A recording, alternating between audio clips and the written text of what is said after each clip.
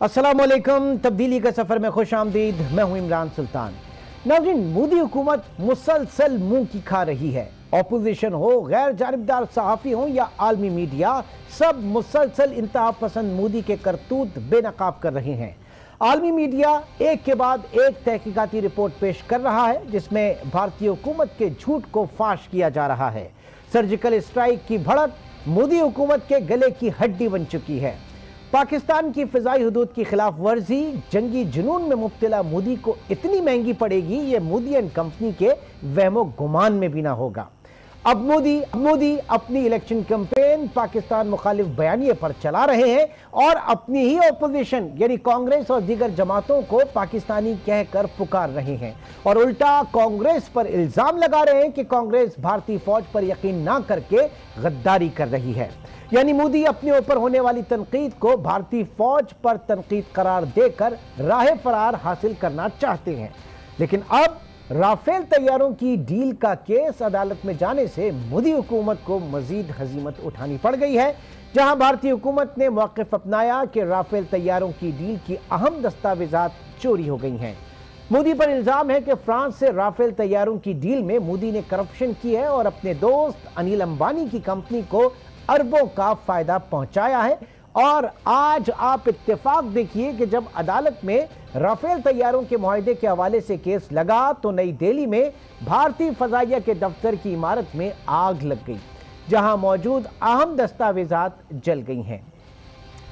मोदी अपने खिलाफ एक एक सबूत है जाने पे तुला हुआ है और उधर बीजेपी के एमएलए स्लेट में नाम ना लिखने की बिना पर आपस में लड़ पड़े और एक दूसरे को खूब धोया और गालियां दी।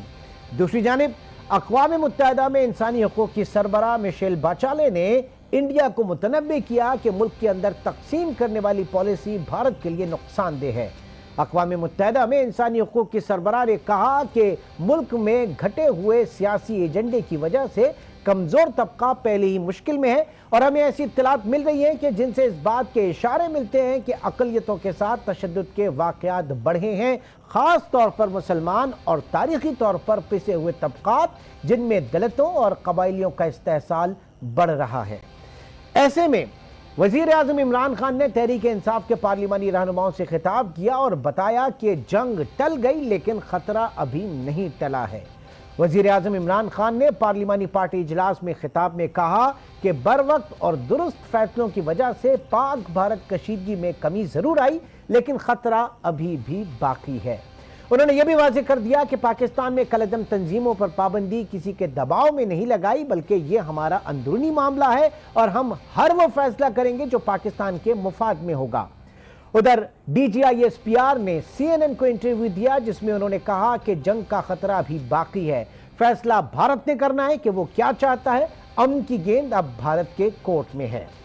पाकिस्तान ने भारतीय पायलट को रिहा करके अमन का पैगाम दिया और अगर दोबारा जहरियत हुई तो ये अमन के लिए अच्छा नहीं होगा। मेजर जनरल आसिफ गफूर ने पुलवामा वाक़े से मुतालिक पाकिस्तान पर भारतीय इल्ज़ामात को भी मुस्तरद किया और कहा कि जैश ए मोहम्मद का पाकिस्तान में कोई वजूद नहीं। नाज़रीन, जब पूरी कौम भारत के खिलाफ मुत्तहिद है तो वहीं हुकूमत और अपोजिशन आज फिर सियासत करते नजर आए। वफाकी वजीर फैसल वाडा के तौहीन आमेज बयान के खिलाफ कौमी असम्बली में जमीयत उलमा इस्लाम ने करारदाद लाने पर जोर दिया तो स्पीकर के मना करने से ऐवान का माहौल गर्म हो गया। जमीयत उलमा इस्लाम के अरकान डाइस के सामने एहतजाज करने लगे। मौलाना असद महमूद की सरबराही में डाइस के सामने कौमी असम्बली की तारीख में पहली बार नमाज अदा की गई। उधर chairman People's Party Bilawal Bhutto कहते हैं कि किसी सियासी मुखालिफ के बजाय और उसके खिलाफ मजहबी जज्बात भड़काना खतरनाक है। तो दूसरी जानिब हमने देखा कि नेशनल एक्शन प्लान के तहत कलअदम तंजीमों के ज़ेरे इंतज़ाम मुल्क भर के मदारिस, मसाजिद और डिस्पेंसरियाँ हुकूमत ने अपनी तहवील में ले लीं। इमाम और खतीब भी मुकर्रर कर दिए गए। उधर साबिक़ वज़ीर आज़म नवाज शरीफ की तबीयत का मामला भी सियासत की नज़र रहा। वालिदा, भाई और बेटी के इसरार के बावजूद नवाज शरीफ इलाज के लिए अस्पताल जाने पर आमादा ना हुए। कहते हैं कि जेल में ही रहूंगा और विजिटर्स डे पर भी किसी से मुलाकात नहीं करूंगा। इसी तमाम मामले पर करेंगे और तमाम तर सूरत पे बात करने के लिए कराची स्टूडियो में इस वक्त हमारे साथ मौजूद हैं रफत सईद, ब्यूरो चीफ कराची। रफत, बहुत बहुत शुक्रिया इस वक्त हमारे साथ रहने का। नाज़रीन, इस्लामाबाद से हमें ज्वाइन किया है रुमैना खुर्शीद आलम साहिबा ने। आप रहनुमा है मुस्लिम लीग नून की। इसके साथ साथ इस्लामाबाद स्टूडियो से हमारे साथ मौजूद है रहनुमा पाकिस्तान तहरीक इंसाफ फ़हीम खान साहब, बहुत शुक्रिया जी आपका। और लाहौर स्टूडियो से हमारे साथ मौजूद हैं ब्यूरो चीफ लाहौर अनवार हाशमी। आप तमाम हजरात का बहुत बहुत शुक्रिया। रुमैना साहबा, आपसे मैं शुरुआत करना चाहूँगा। सबसे पहले तो हम जानना चाहेंगे कि इस वक्त मियाँ साहब की तबीयत कैसी है, क्योंकि हम देख रहे हैं कि तबीयत के ऊपर काफ़ी सियासी बयान भी आ रहे हैं और ख़ुद उनका ये कहना है कि वो अब यहाँ जेल से बाहर नहीं जाएंगे और विजिटर्स डे पर भी किसी से नहीं मिलेंगे। मामला क्या है? सबसे पहले तो बहुत शुक्रिया जी अपने प्रोग्राम में दावत देने का। जहाँ तक आपने बात की मियाँ साहब की तबीयत के बारे में, तो मैं आपको बिल्कुल ये क्लियर बताती चलूँ कि उनकी तबीयत जो है वो काफ़ी ज़्यादा ख़राब भी है और ये सब लोग जानते हैं, इसमें कोई ढकी छुपी बात तो है नहीं। जहाँ तक उन्होंने इनकार किया और सख्त बात की, वो इस वजह से क्योंकि गुज़िश्ता दिनों में भी हमने देखा है कि उनको कभी एक हॉस्पिटल में शिफ्ट किया जाता था, कभी दूसरे हॉस्पिटल में शिफ्ट किया जाता था और कहा जाता था कि यहाँ पे ये सहूलत नहीं है, और जिसका बाद में बयान जो है वो ये बना के सामने लिया जाता था कि उनको कोई हॉस्पिटल पसंद नहीं आ रहा।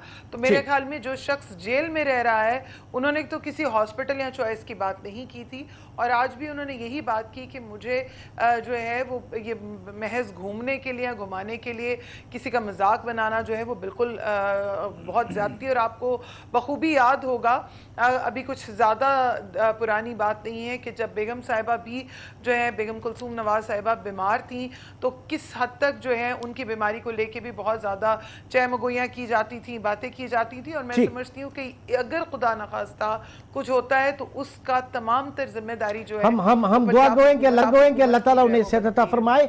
जानना चाहूंगा कि आज असेंबली में आपने देखा कि तमाम तर इख्तिलाफात के बावजूद खारजा पॉलिसी पर, मईशत पर और दहशत गर्दी पर साथ काम करने के लिए तैयार हैं। ये एक स्टेटमेंट इस वक्त chairman Pakistan People's Party Bilawal Bhutto Zardari की तरफ से आया। कैसा देख रही हैं आप इस स्टेटमेंट को? देखिए, मैं समझती हूँ कि इस वक्त जो हुकूमत वक्त है ये उनकी बहुत बड़ी खुशकिस्मती है कि इस टाइम पे तमाम अपोजिशन जो है, चाहे वो पीपल्स पार्टी हो, PMLN हो या और जो अपोजिशन की जमातें भी हैं, वो मुल्क की सालमियत के लिए, बका के लिए, माशी बेहतरी के लिए भी जो है वो इस वक्त हुकूमत का साथ दे रही हैं। और मैं समझती हूँ कि जहाँ पे अगर आप भारत को देखें तो जो हालात वहाँ पर हैं कि तमाम तर वो मोदी या बोस मोदी की सरकार जो एक कसाब की सरकार है, आज हम सब देखते हैं कि वो टुकड़ों में बट चुकी है। लेकिन पाकिस्तान की अवाम, पाकिस्तान की ऑपोजिशन, वो तमाम तर जो है वो वजीर आजम और अपने इदारों के साथ खड़ी है। मैं अब यहाँ पर जरूरत इस कदम की है कि किस तरह जो है वो हुकूमत वक्त के जो लोग हैं वो सियासी डिफरेंसेस को मिटा के और उस किस्म के वार करने से बेहतर है। बिल्कुल बिल्कुल, आपका पॉइंट आ गया। जरा लेते हैं इस वक्त फ़हीम खान साहब। फ़हीम खान साहब, जब नून लीग के दौर में बात होती थी इंडिया पाकिस्तान बेहतर रिलेशंस के हवाले से, तो उस वक्त आपकी जमात की तरफ से बड़े उसके ऊपर एतराजात आते थे, मोदी का यार भी कहा जाता था। आज प्राइम मिनिस्टर पाकिस्तान जो है वो भारत की तरफ हाथ बढ़ा रहे हैं दोस्ती का, तो उसमें ऑपोजिशन जमातें आप लोगों के साथ खड़ी हैं। और बरमला इजहार जो है इसका आज असेंबली में भी कहा गया कि हमने इसके ऊपर जो है कोई सियासत नहीं की, हमने इसके ऊपर कोई पॉइंट स्कोरिंग नहीं की। तो ये बड़ापन है इस वक्त ऑपोजिशन का, क्या कहेंगे फ़हीम साहब? देखिए जी, सबसे पहले तो ये बहुत एक खुशाइन बात है कि तमाम जमातें पाकिस्तान के साथ है, वज़ीर आज़म के साथ है, पाक फ़ौज के साथ है जी। बिल्कुल किसी किस्म का कोई कॉम्प्रोमाइज़ नहीं है पाकिस्तान के ऊपर। देखें, जो माजी में होता रहा वो आप भी देख रहे थे कि क्या हो रहा था, वो खारजा पॉलिसी किस तरह हमारी चल रही थी। वो अगर मोदी का यार कोई कहता था तो क्यों कहता था, मुझे आप बताएं। क्योंकि एक जगह अब, क्योंकि ये टाइम नहीं है, क्योंकि तमाम जमातें एक साथ चल रही हैं और मुल्क की सलामती की बातें हो रही हैं। वरना या कुछ चीज़ें मैं ऐसी कोट करूं, क्योंकि जो आप ये मुझे बताएं, जो कुलभूषण यादव के लिए उनके वकील ने कौन सी स्टेटमेंट सामने लेकर आए, आपने वो देखा होगा कौन सी स्टेटमेंट उन्होंने वहाँ जो है आलमी अदालत इंसाफ प्राइम मिनिस्टर ऑफ पाकिस्तान क्या कहते थे। क्योंकि खैर उन बातों पर मैं नहीं जाना चाहता। देखिए जी, एक लीडर ये होता है जो इमरान खान साहब थे, जिन्होंने इंडिया को कहा कि अगर आप कुछ करेंगे तो इंशाल्लाह आपको वक्त, मतलब कि आपको मुंह के बल खाना पड़ेगा। और वो आपने देखा कि 24 घंटे के अंदर दिन की रोशनी में उनके 2 तैयारे जो थे उनको गिराया, ना कि तबाह किया गिराया, बल्कि उनका एक पायलट जो हमारी हिरासत में आया, पाकिस्तान का कैदी बना, उसके बाद एक जस्टिस के लिए उनको हमने छोड़ा भी। खान साहब ने एक बहुत अच्छा डिसीजन लिया जिसकी आज तक दुनिया में बातें हो रही हैं और पूरी दुनिया को इंडिया एक्सपोज हो गया। मोदी के जो काले करतूत थे वो एक्सपोज हो गए, क्योंकि मोदी जस्ट सिर्फ और सिर्फ अपनी इलेक्शन कैंपेन के लिए ये कैंपेन रन कर रहा है। क्योंकि आज भी आपने देखा होगा राह लगी हुई है अफगानिस्तान से कि भाई आप लोग मिल के कुछ करें, या तो इनका कोई त्यारा गिराते या तो पाकिस्तान के अंदर कोई दहशतगर्दी करते हैं। अच्छा, एक और चीज़ मैं बताता चलूँ, मुझे आप एक बात बताएं, जब इनका पायलट पाकिस्तान के पास था और पाकिस्तान ने, इमरान खान साहब ने फैसला किया कि हम पायलट वापस करते हैं, मुझे बताएं तब लोग कह रहे थे कि जनेवा कन्वेंशन के थ्रू दिया जा रहा है। उसके जो कन्वेंशन हुआ था जनेवा, उसके आगे मतलब उसके कहने पे या जो उसकी एक स्टेटमेंट थी 1 मिनट से, उस पर दिया जा रहा है। मुझे आप सिंपल एक बात बताएं, वो तो ये तब तय हुआ था कि अगर जंगी हालात में कोई कैदी बनेगा उसको आप छोड़ेंगे। साहब उसके ऊपर हम जरा थोड़ा सा यहाँ पे अपने पॉइंट से थोड़ा सा हट रहे हैं, जाहिर है कि उसके ऊपर तो हम एक पूरी रफत साहब, हमने देखा कि पिछले 15 दिन में जो सूरत हाल रही पिछले 15 दिन में, उसमें तमाम पॉलिटिकल पार्टीज जो है वो मिलकर और पाकिस्तान के लिए खड़ी थी, पाकिस्तान की सालमियत के लिए बात कर रही थी। आज नेशनल असेंबली का जो इजलास हुआ, वहां पे आपने तमाम तर इख्तलाफात के बावजूद आपने देखा कि वहां पे आवाजें आई, वहां पे यगानगत के बावजूद जो है वो आवाजें आई, और उसमें यह भी कहा गया कि खारजा पॉलिसी, मईशत और दहशत मिलकर काम करने के लिए तैयार है। लेकिन यह भी शिकवा किया गया कि जो पार्लिमानी लीडर्स का इजलास था उसमें वजीर आजम साहब को आना चाहिए था। जी रफत साहब। इमरान, एक तो मैं ये बात कहूँगा कि बड़े अफसोस की बात यह है कि आज से कुछ दिन पहले तक बिल्कुल सब यकजा नज़र आते थे, और वो बात आपकी दुरुस्त है कि असम्बली के फ्लोर पर तो सब ने ये बात कही है कि खारजा, मईशत, इन तमाम चीज़ों पर एक है और भारत के हवाले से सबका मौक़िफ़ एक है। और आपने देखा इसका अमली मुज़ाहरा कि हिज़्ब इख्तिलाफ़ की तमाम जमातों ने जो है वज़ीर आज़म इमरान खान का साथ दिया। लेकिन ये भी एक वो है कि ज़रा सा हमें उस तरफ से मिला है कि अब जंग के बादल छटे हैं और वो नई इम्कान को इस बात का जो कि ख़तरा महसूस करते हैं अब भी भारत की तरफ से, तो हमने फिर दस्तो गिरेबा होना शुरू कर दिया। मेरे ख्याल में हम पहले भी कहते रहे, अनवार हाशमी ने भी कहा, तारिक ने भी कहा कि बात यह है कि अब वज़ीर आज़म इमरान खान को वज़ीर आज़म बनना पड़ेगा, मुल्क के लिए भी वही काम करना पड़ेगा जो उन्होंने इंडिया के साथ ताल्लुकात के हवाले से बोल्ड फैसले लिए। वो बोल्ड फैसला ये है कि हिज़्ब इख्तिलाफ़ के साथ उन्हें एलर्जी क्या है हिज़्ब इख्तिलाफ़ से समझ में नहीं आता, कि उनके साथ बैठना, उनके साथ हाथ मिलाना, उनके करीब जाना वो बड़ा मायूब समझते हैं। मेरे ख्याल में शायद जो माजी में वज़ीर आज़म बयानात दे चुके हैं इस हवाले से, उसकी वजह से शायद कि अगर वो करीब जाते हैं तो उनको ये कहा जाएगा कि करप्ट लोगों के करीब जा रहे हैं। फिर आप एक बात देखें कितनी मुमासलत है हिंदुस्तान के साथ, कि आहिस्ता आहिस्ता वहाँ ये चीज़ करप्शन के लिए जन्म ले रही है।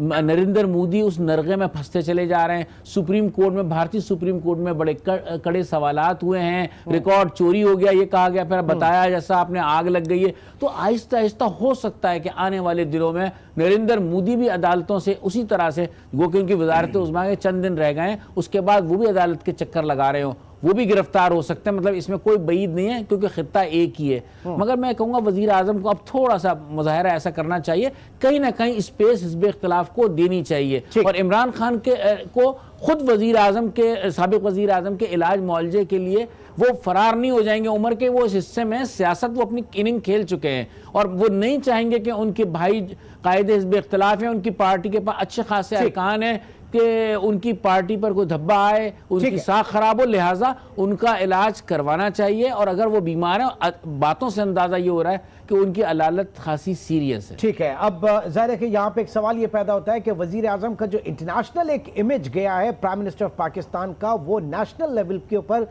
हिज़्ब इख्तिलाफ की जमातों के साथ क्यों नहीं बन पा रहा है, इसके ऊपर हम बात करेंगे फ़हीम साहब से। लेकिन उससे पहले जरा अनवार हाशमी की तरफ चलते हैं। हाशमी साहब, क्या इत्तलात हैं आपके पास? ये जो इस वक्त बात की जा रही है, आज असेंबली की कार्रवाई भी आपने देखी, और मियां साहब जो है उनकी तबीयत को लेकर भी अब सवालिया निशान और तहफ़्फ़ुज़ात उठ रहे हैं। देखिए, इसमें दो बातें। पहला जो आपका सेगमेंट है ख़ासतौर पे कौमी असम्बली के हवाले से, तो जब जंग के बादल कुछ छटे हैं तो आज कौमी असम्बली में अपोजिशन ने कौमी इश्यूज़ पर अपनी मौजूदगी का एहसास दिलाया है। बिलावल भुट्टो ने जो इकदामात थे अप्रिशिएट करने वाले अप्रिशिएट किए, पाक फिजाइया की कारकर्दगी को भी सराहा, लेकिन उन्होंने जो मैसेज दिया है बैनुस सतूर, वो 3 पॉइंट बड़े इंपॉर्टेंट थे। एक, उन्होंने कहा कि हम इमरान खान की अमन कोशिशों को सराहते हैं मगर हमने उन्हें सिक्योरिटी रिस्क करार नहीं दिया। ये एक मैसेज दिया है कि जब मोहतरमा कोशिश करती थी या नवाज शरीफ कोशिश करते थे तो सिक्योरिटी रिस्क करार दिया जाता था। ये एक बड़ा पॉजिटिव मैसेज दिया है कि इस तरह नहीं होना चाहिए, इस तरह होना चाहिए जैसे कि हम कर रहे हैं। दूसरा, उन्होंने जैसे हमने पिछले प्रोग्राम में तजवीज़ दी थी कि अगर अपोजिशन ने इस दफ़ा 2 कदम बढ़ाए हैं तो 1 कदम हुकूमत को बढ़ाना चाहिए। उसके जवाब में बिलावल भुट्टो ने आज यही मैसेज दिया है कि जब अपोजिशन के लिए तो JIT बनती है मगर कलंदम तंजीमों के लिए नहीं बनती। यानी उन्होंने एक फ़र्क वाजे किया है कि अपोजिशन को किस तरह ट्रीट करना चाहिए, वो एक मैसेज बहुत अच्छा दिया है। इसी तरह एक और बड़ा मैसेज दिया है जो कि तमाम इदारों के लिए भी है, पॉलिटिशियंस के लिए भी है। तो उन्होंने कहा कि खुद मुख्तारी बिल्कुल हम उस पर कंप्रोमाइज़ नहीं करेंगे, लेकिन माजी में ड्रोन हमले खुद मुख्तारी की बदतरीन मिसाल थे। ये बिलावल भुट्टो की तकरीर के ये 3 नुकात बहुत इंपॉर्टेंट थे जो गवर्नमेंट को समझने चाहिए। मुख्तसर बात कि नवाज शरीफ ने ये गलती की थी जब लोकल बुरहान आया था, जमहूरियत खतरे में पड़ी थी, तो मुश्तरका पार्लियामेंट के इजलास में बचाया था और इत्तेजाज आसन ने फिर भी इशारा कर दिया था कि मैं इन नशस्तों की तरफ इशारा करके कह रहा हूँ कि हमने तो इन्हें बचा लिया है लेकिन ये बाज नहीं आएंगे। और वही हुआ, जब वो बाज ना आया तो नवाज शरीफ जो है तनाई का शिकार हो गए। तो इमरान खान को भी इन बैनुस सतूर मैसेजेस को पढ़ना चाहिए और अपोजिशन की तरफ कुछ पॉजिटिव स्टेप्स लेने चाहिए। आखिरी बात जो आपने नवाज शरीफ की वो बार बार वही मैसेज आ रहा है। ठीक है, वो बीमार है, अल्लाह ताला उन्हें सेहत दे, इसमें कोई शक नहीं, लेकिन वही बात मैंने आपसे कही थी कि वो जो कुछ कहना चाहते हैं वो कह नहीं पा रहे और हुकूमत चाहती है कि वो जो कहना चाहते हैं वो अपने मुंह से कहें। उन्हें सर्विसेज अस्पताल में भेजा गया, पूरा प्रोटोकॉल दिया गया, जिना अस्पताल में भेजा गया, इस दफ़ा कार्डियोलॉजी इसलिए भेजा गया कि मरियम ने एक दिन पहले मुलाकात करके ट्वीट किया था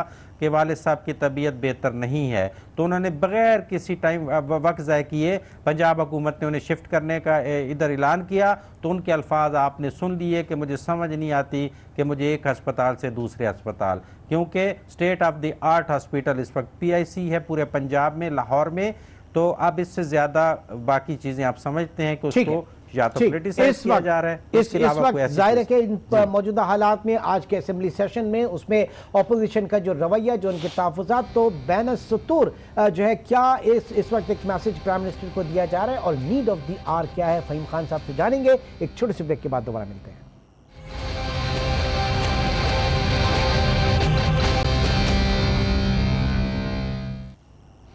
वेलकम बैक। रुमैना खुर्शीद आलम साहबा इस वक्त रहनुमा मुस्लिम लीग में हमारे साथ मौजूद हैं। एक तासुर इस वक्त ये उभर रहा है कि हुकूमत शायद जो है वो प्रेशराइज करना चाह रही है, मियाँ साहब के ऊपर जोर डाल रही है कि वो खुद से कहें कि वो क्या चाह रहे हैं, क्योंकि वो जो डील की बातें हो रही थी उनको वो बाहर जाना चाह रहे हैं, इलाज के हवाले से जाना चाह रहे हैं, वो खुद से कहें, क्योंकि जो मरियम बीबी है वो भी एक इस हवाले से कैंपेन चला रही हैं। तो क्या कहेंगे, क्या रिस्पॉन्ड करेंगे इस तासुर के ऊपर आप?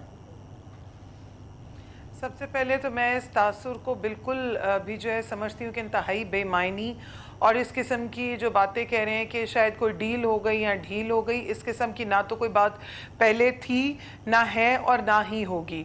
क्योंकि वो इंसान जिसने अपना ख़ानदान, अपनी ज़िंदगी का एक साथी जो है वो खो दिया और तब नहीं उन्होंने डील मांगी, हर बुरे से बुरा जो वक्त है वो गुजर गया और अभी उनकी सेहत, अपनी सेहत के ऊपर बात आई है, तो मैं नहीं समझती कि अभी भी कोई ऐसी बात है। हाँ, बहैसियत कारकुन हम सब लोग चाहते हैं कि वो ज़रूर उनको अच्छी से अच्छी फैसिलिटी प्रोवाइड हो, और जो कि पिछले दिनों में हमें नज़र भी आया कि 5 जो बोर्ड बने, उन बोर्ड्स की जो रिपोर्ट्स हैं उनके अंदर वाज़िया तौर पे मौजूद है कि उनके क्या इश्यूज़ हैं।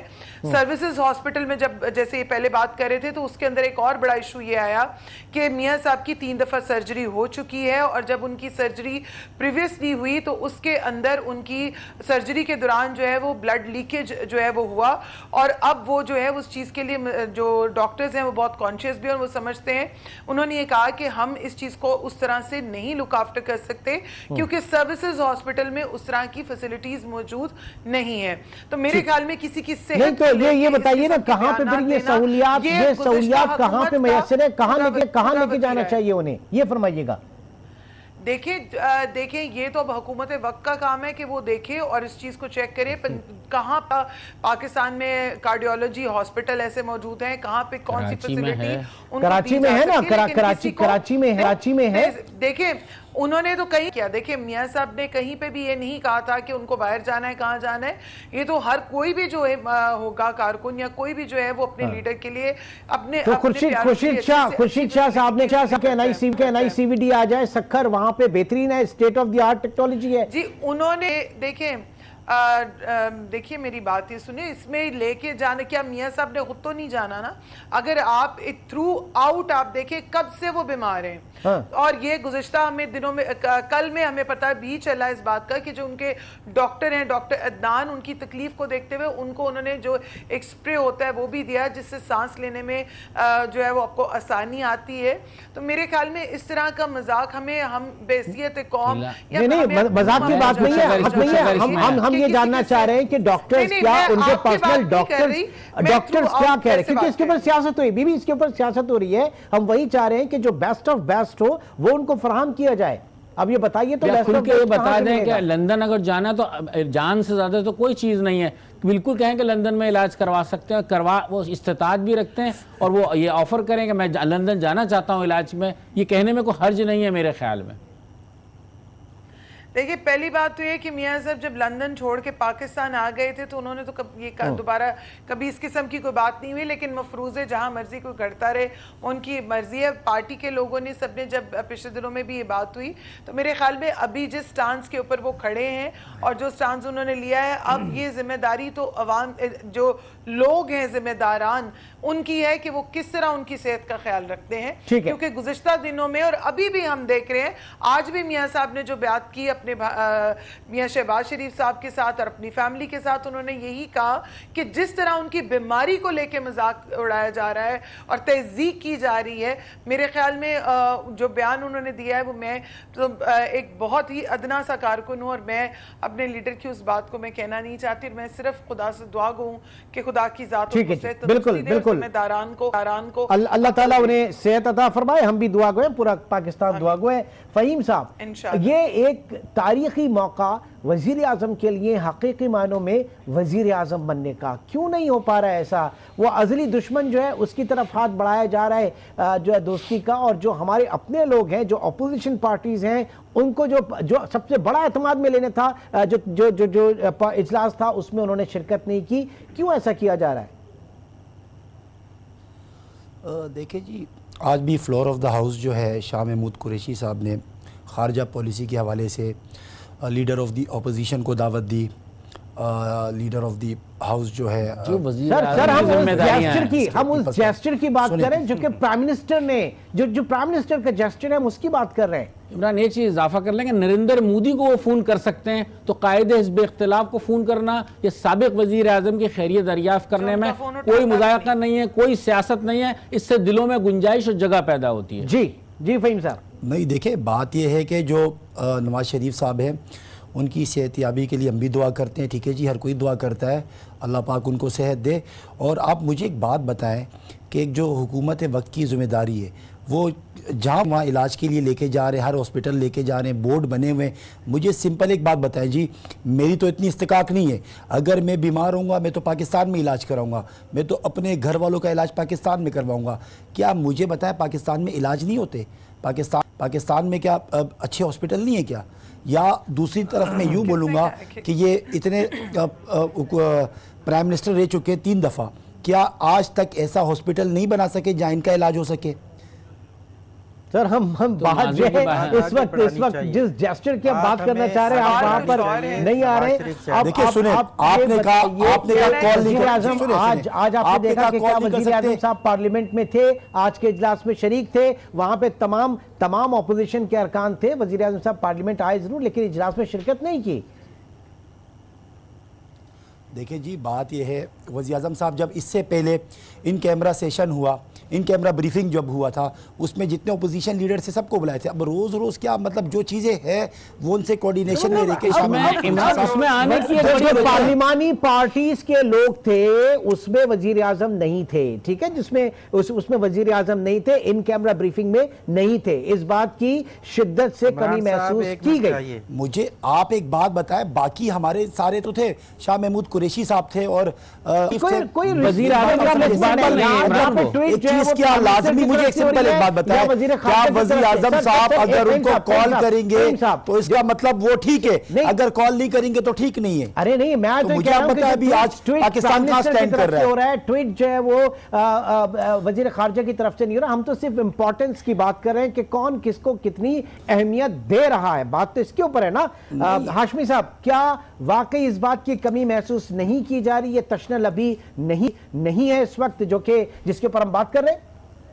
देखिए, बात यही है, मैं कल भी कहा था कि हमारे कुछ मुअज़्ज़ज़ मेहमान जो हैं वो टॉपिक को समझ नहीं पाते कि किस चीज़ का जवाब देना है, या नॉलेज की कमी होती है। ये कौमी इशू आपने एक उठाया है कि एक ऐसे वक्त में जब दुश्मन मुल्क का इशू हो और आपने एक इन कैमरा इजलास तलब किया हो, वहाँ पे आपको हसास इदारे ब्रीफिंग दे रहे हों, तमाम अपोजिशन जो है वहाँ पे मौजूद हो और वहाँ पे ISPR ब्रीफिंग दे रहा हो और वज़ीर ख़ारजा मौजूद हो, लेकिन साथ ही आर्मी चीफ भी जो है उस लॉबी में तशरीफ़ ले आते हैं उसकी नज़ाकत को समझते हुए, लेकिन वज़ीर आज़म वहाँ पे नहीं आते।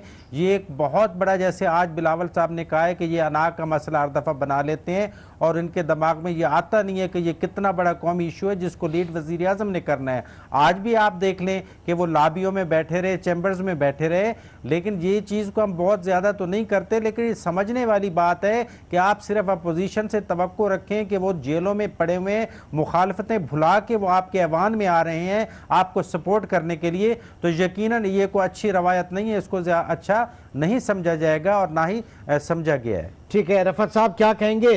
ज़ाहिर है एक नेशनल कॉज था जिसमें हमने देखा कि तमाम तर ऑपोजिशन पूरी पाकिस्तान जो है वो एक साथ खड़ा हुआ था और इस चीज़ को बहुत अच्छी तरीके से कैपिटलाइज किया जा सकता था एक अच्छी रिवायत को आगे बढ़ाने के लिए। देखिए इमरान, जब वज़ीर आज़म ने अच्छा काम किया तो सबने तारीफ़ की। वज़ीर आज़म ने हिंदुस्तानी पायलट को छोड़ा, सबने तारीफ़ की। वज़ीर आज़म ने जिस तरह की तकरीर की सबने तारीफ़ की और सब यकजा होकर सबने यही कहा कि बहुत अच्छा इक़दाम है। लेकिन अब वो बात दुरुस्त कर रहे हैं हाशमी साहब कि बात सियासत को समझ ही नहीं पा रहे हैं कि उनकी अहमियत अफादियत क्या है। हर चीज़ वज़ीर आज़म का मुतबादिल शाह महमूद कुरैशी नहीं हो सकते, और अगर ऐसा है तो फिर वज़ीर आज़म शाह महमूद कुरैशी को बना दें। बहुत अच्छी सिफारतकारी कर रहे हैं, आलमी रहनुमाओं से उनके राब्ते भी हो रहे हैं, सब कुछ हो रहा है, तो मेरे ख्याल में फिर उन्हें बना देना चाहिए। लेकिन जिस जगह पर उनका होना ज़रूरी है वहाँ उन्हें होना चाहिए था।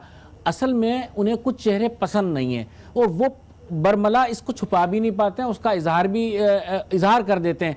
कुछ लोगों की वजह से वो इन कैमरा ब्रीफिंग में नहीं आए, कुछ लोगों की वजह से वो ऐवान में नहीं आते हैं। तो मेरे ख्याल में वज़ीर आज़म को हर चीज़ का सामना करना चाहिए और जिस तरीके से खुश उसलूबी से वो इंडिया और पाकिस्तान वाले तनाज़े को लेकर चले थे तो इसको भी आगे लेकर चलना चाहिए। और मैं एक बात और कहूँगा कि आर्मी चीफ वो रोल प्ले कर रहे हैं। आपने देखा कि आज चीन के नायब वज़ीर आज़म की उनसे मुलाकात हुई, जर्मनी से जो उनके आर्मी के सरबराह थे वो आके उनसे मिले। आने वाले दिनों में और लोगों ने भी आना है और यकीनन जो सऊदी वज़ीर ख़ारजा आएंगे कल पाकिस्तान, वो अभी आर्मी चीफ से, वज़ीर आज़म से ज़रूर मिलेंगे, वज़ीर ख़ारजा से भी मिल लेंगे, लेकिन वो आर्मी चीफ से ज़रूर मिलेंगे। इसका मतलब है अहमियत और अफादियत, उस सब चीज़ का मरकज़ और मंबा जो है वो आर्मी चीफ नज़र आ रहे हैं। तो मेरे ख्याल में, और आर्मी ने स्पेस दी है, वज़ीर आज़म को आगे किया है, वज़ीर आज़म आगे लीड करने को तैयार नहीं हो रहे हैं। इतनी जो कामयाब सिफारतकारी है इसमें जब हम कहते हैं कि अस्करी और सिविलियन क़यादत एक पेज पर है तो वो वाज़े नजर आ रहा है, नजर आना चाहिए हर किसी का।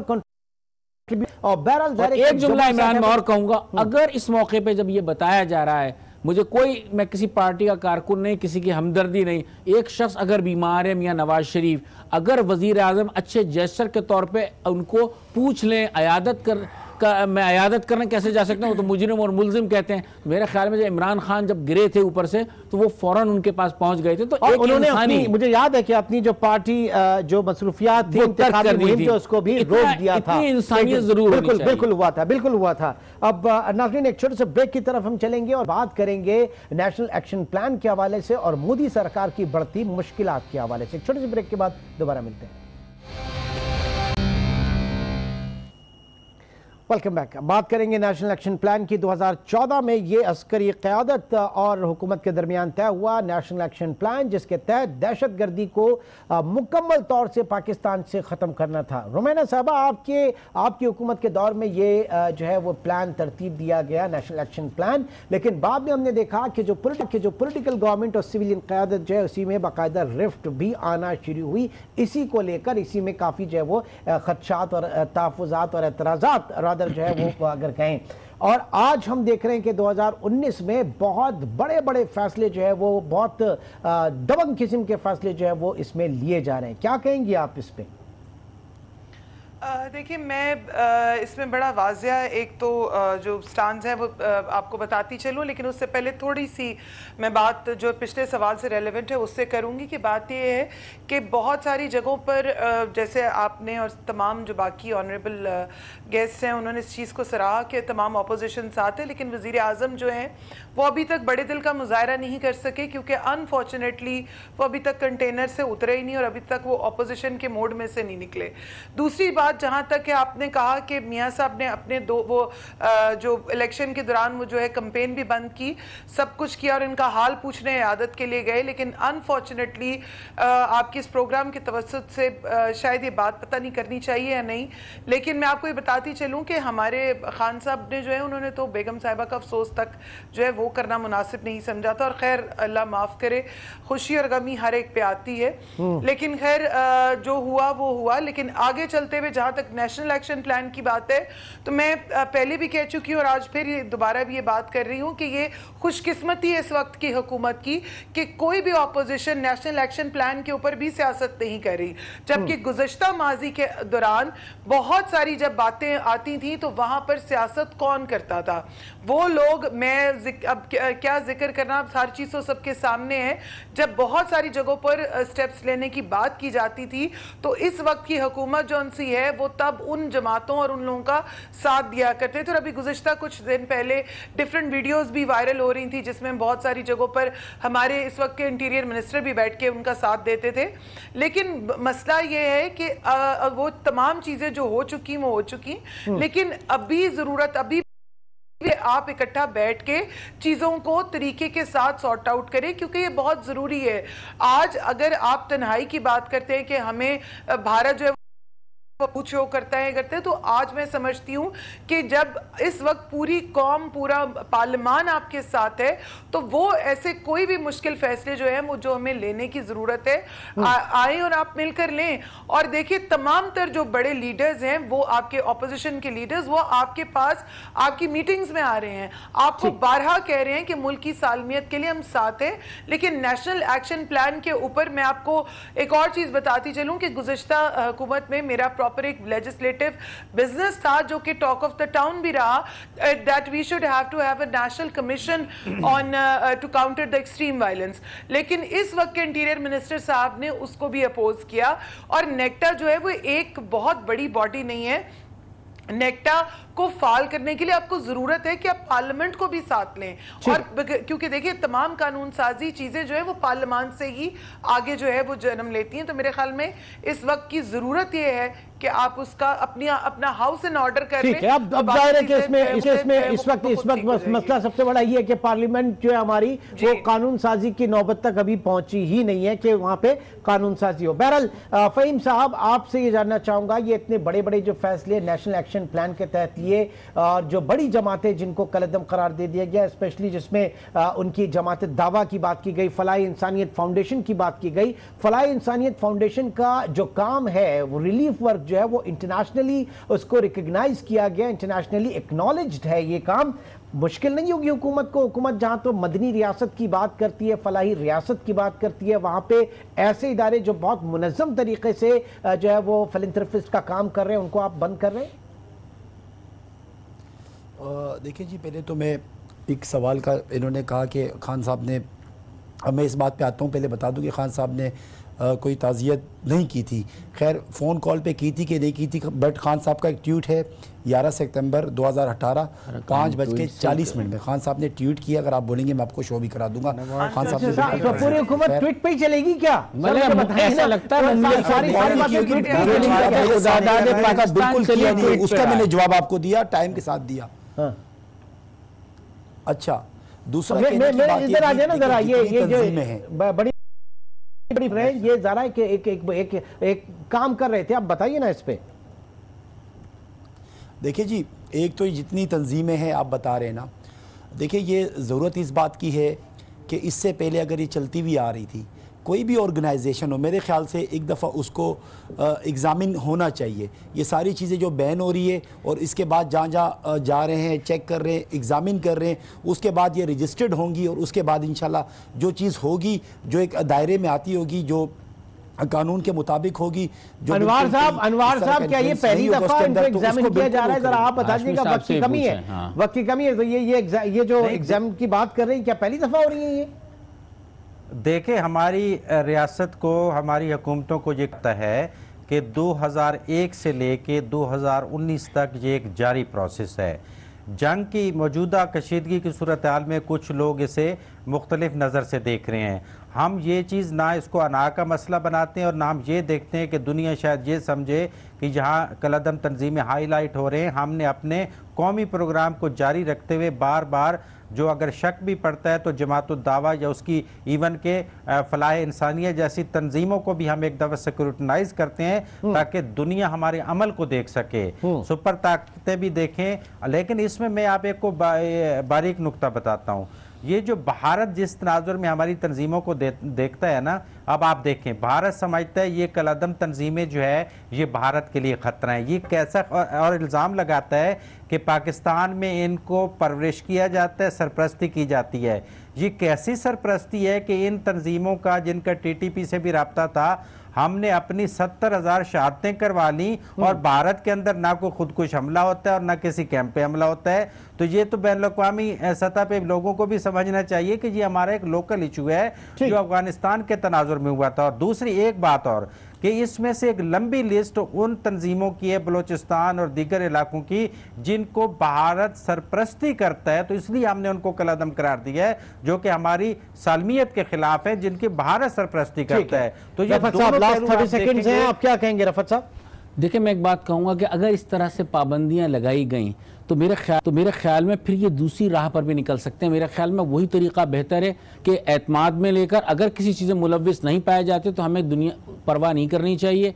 अदालतों में मामला जाते हैं, वहाँ से वो क्लियर होते हैं, तो माजी में भी इसी तरह से हुआ है। लेकिन इतना भी दीवार से ना ले जाके लगाएं कि ये कहीं और किसी और राह पर चल पड़े। जाहिर है कि जो स्क्रूटनाइज करने की बात की वो बिल्कुल करें, ताकि जो कोई अच्छा काम कर रहा है वो आगे करता रहे। बहुत बहुत शुक्रिया आप तमाम हज़रात का। नाज़रीन, इंशाल्लाह आपसे कल मुलाकात होगी। अब तक बहुत ख्याल रखिएगा। अल्लाह हाफिज़।